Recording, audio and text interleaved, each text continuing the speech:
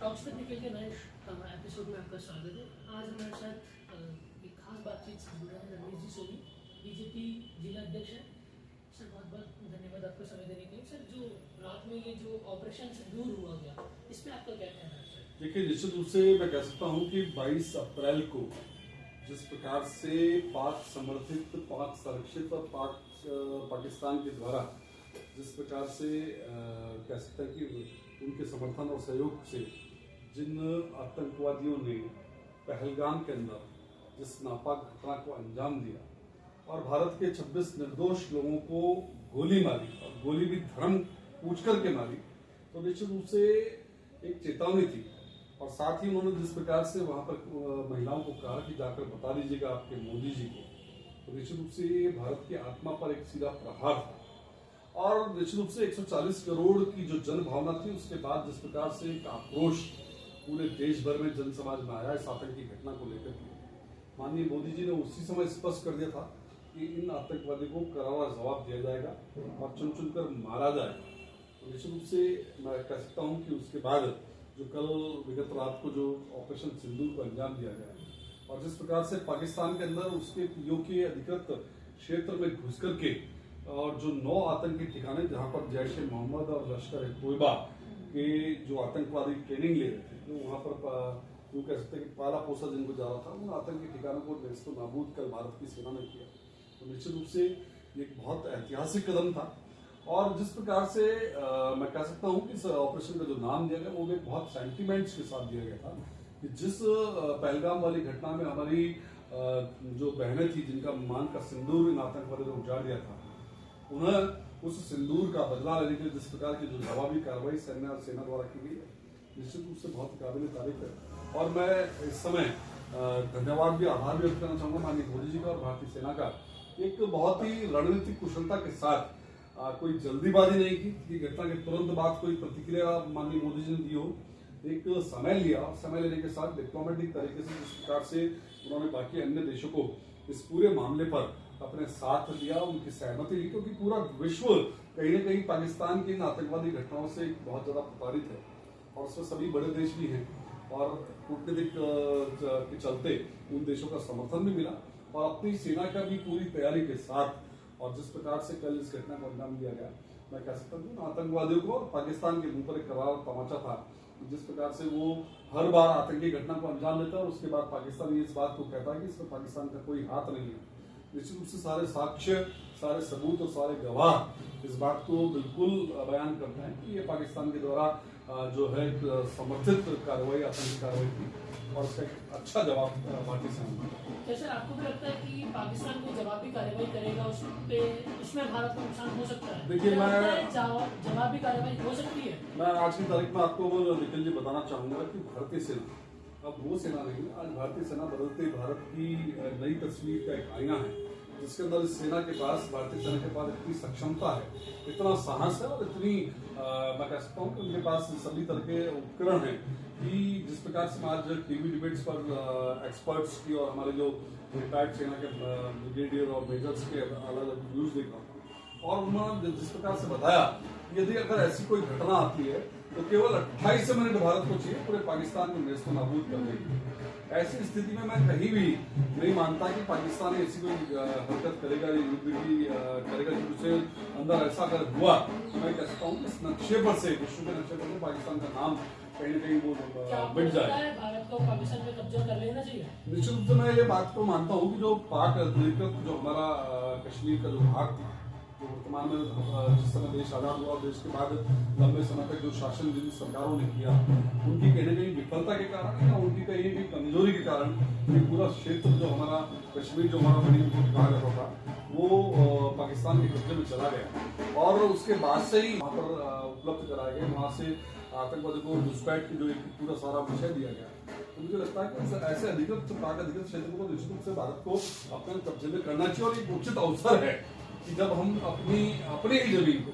ये कोई हम ये नहीं कह रहे कि किसी दूसरे देश की मुल्क की जमीन को ले रहे हैं, हमारे देश की जमीन को जो उस समय हमारे राजनेताओं के षड्यंत्र के कारण कहीं न कहीं चली गई थी, आज वापस देने का उचित अवसर और हम इसमें सक्षम हैं। सर 6 मई को जो एक अनाउंसमेंट हुआ था मॉक ड्रिल का जी, 244 देश जो भारत के राज्य हैं उसमें उसमें मॉक ड्रिल का टेस्ट किया जाएगा 7 तारीख को। जी। भारत में एक छोटी सी टॉफी पकड़ा के बड़ा सा डेयरी मिल्क की सौगात, क्या आपको भी ये सही लगता है? नहीं, निश्चित रूप से देखिए ये क्योंकि पाकिस्तान कहीं ना कहीं इससे बहुत कल बड़े बड़े बयान दे रहा था कि भारत अभी भी डरा हुआ है, भारत में अभी भी ऐसे टेस्ट किए जा रहे हैं कि पाकिस्तान वापस हमला न कर दे। जब भी युद्ध होता है तो निश्चित रूप से युद्ध हमेशा रणनीति के अनुसार लड़ा जाता है और अपनी प्लानिंग के साथ लड़ा जाता है। यदि सारी चीजें पहले ही आउट कर दी जाए, ब्रीफिंग कर दी जाए, उसके बाद कोई कार्रवाई की जाए, तो निश्चित रूप से मुझे लगता है कि इसके अंदर कहीं भी विपक्ष को और दुश्मन को संभलने का मौका मिलता है। लेकिन जिस प्रकार से पूरे 28 जो है जिलों के अंदर, और जिस प्रकार से राजस्थान के 28 जिलों में और पूरे देश भर में जिस प्रकार से 244 स्थानों पर आज मॉक ड्रिल का जो एक संदेश प्रसारित किया था कि आज मॉक ड्रिल की जाएगी पूरे देश भर में इन जिलों में, तो निश्चित रूप से मुझे लगता है कि उससे ठीक पहले और जो जिस प्रकार से पूरी कार्रवाई को अंजाम देकर के उन आतंकी जो लॉन्चिंग पैड थे उनको खत्म करने का जो काम किया, क्योंकि हमने देखा वहां पर जिस प्रकार से पाकिस्तान की एक सुबहानी मस्जिद जो थी जिसके अंदर जिस प्रकार से बताया गया कि लश्कर तोयबा और जैश मोहम्मद के जितने भी आतंकवादी थे वहाँ उनको पाला पोसा जाता था। जो हमारे यहाँ पर आतंकी घटना संसद पर हुई थी उसके जो मुख्य आरोपी था कसाब, उसको भी कहीं कहीं वहीं से ट्रेनिंग दी गई थी। तो ऐसे स्थानों को खत्म करना और एक कूटनीति और रणनीति के तहत पूर्व किसी चीज को लीकेज किए हुए और हमारी सेना ने जब अंजाम दिया तो निश्चित रूप से मैं मानता हूँ कि बहुत सही कार्य। क्या आपको भी लगता है कि अब भारत अगर पाकिस्तान से बात करता है तो इसे भारत की कमजोरी मानी जाएगी, या पाकिस्तान ऑलरेडी कमजोर है, इस पे अब बयानबाजी नहीं होनी चाहिए, सीधे वॉर टू वॉर डिसीजन होना चाहिए? देखिए, मैं अभी भी कहना चाहूंगा कि भारत एक बहुत हमारे देश के प्रधानमंत्री माननीय मोदी जी ने, क्योंकि हम सर्वे भवन्तु सुखिनः सर्वे सन्तु निर्णायक की बात पर विश्वास करने वाले भारत के लोग हैं और हमारे प्रधानमंत्री जी इसी नीति पर काम कर रहे हैं। कभी भी एकाधिकार की भावना से हमने कभी भी किसी देश को परेशान नहीं किया, लेकिन पाकिस्तान की जिस प्रकार से घटनाएं लगातार बढ़ रही थी और हर प्रत्येक घटना में जिस प्रकार से पाकिस्तान आतंकी घटना में पाकिस्तान का हाथ स्पष्ट रूप से दिखता था, क्योंकि सब इस बात को कहा जाता है कि आतंक का कोई धर्म नहीं था, लेकिन जिस मुल्क का धर्म ही आतंक बन गया हो, ऐसे समय में यदि इस प्रकार की कार्रवाई हमने की है तो मुझे लगता है कि निश्चित से एक अच्छी कार्रवाई थी। और मेरा ये मानना है कि आज भारत इतना सक्षम है कि उसको कहीं आवश्यकता नहीं कि वो पाकिस्तान से बात करे, बल्कि पाकिस्तान को स्वयं को जिस प्रकार से कूटनीतिक तरीके से उसका जल संधि को खत्म किया गया और जिस प्रकार से वहां पर अब हालात बन रहे, केवल 10% पानी को भी रोका गया है, जिसके अंदर पाकिस्तान के अंदर पानी की बड़ी जबरदस्त समस्या पैदा हुई है। तो हमारे पास इतने सारे संसाधन इस देश के पास है कि हम उसको बिना सीधा लड़े भी कहीं ना कहीं बिल्कुल परास्त कर सकते हैं, उसको विवश कर सकते हैं बिल्कुल घुटनों पर आने के लिए। इसलिए भारत अपनी तरफ से कोई पहल करेगा। आज भी जो हमने जो गत रात को जो घटना हुई है जिसको हमने अंजाम दिया, जिस स्ट्राइक को आप देखिए, भारत ने किसी भी पाकिस्तान के ऐसे क्षेत्र पर अटैक नहीं किया जहां पर जनता रहती, किसी भी ऐसे सामरिक क्षेत्र को भी हमने अटैक नहीं किया जहां पर वास्तव में आतंक के अड्डे थे और जिनकी पूरी जानकारी भारत के पास थी। उन सारी जानकारी को जुटाने के बाद केवल उन आतंकी अड्डों को निशाना बनाया गया। हमारी लड़ाई केवल आतंक के खिलाफ है, किसी देश के खिलाफ आज भी नहीं। क्या सर आपको भी लगता है अमरनाथ यात्रा पे इसका बहुत बड़ा